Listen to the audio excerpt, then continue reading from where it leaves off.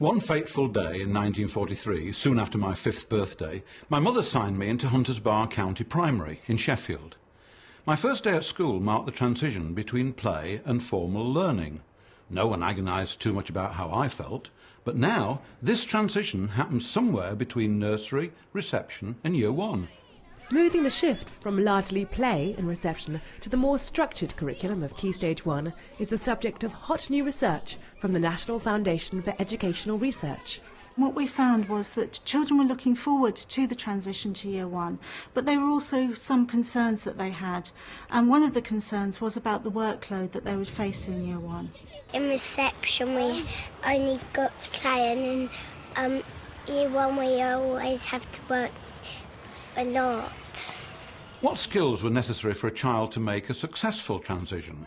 In the foundation stage, the expectation is that children will be involved in a lot of play activities where they do a lot of choosing for themselves.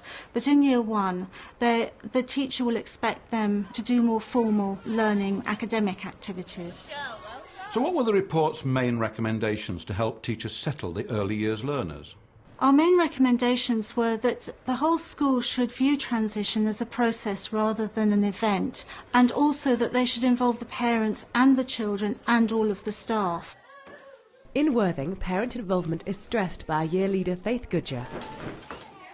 Many parents have come up and said, my child was feeling very, very anxious about coming to Year 1 because they viewed it as a whole different world to reception.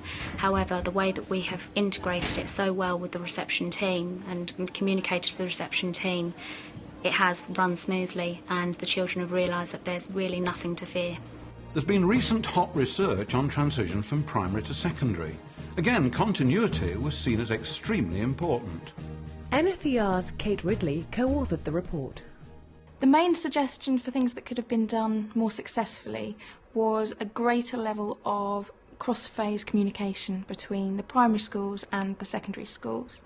So this ranged from information about how the pupils performed, qualitative information about them as individuals, and also information for primary school teachers so they could give a little bit more detail to their pupils.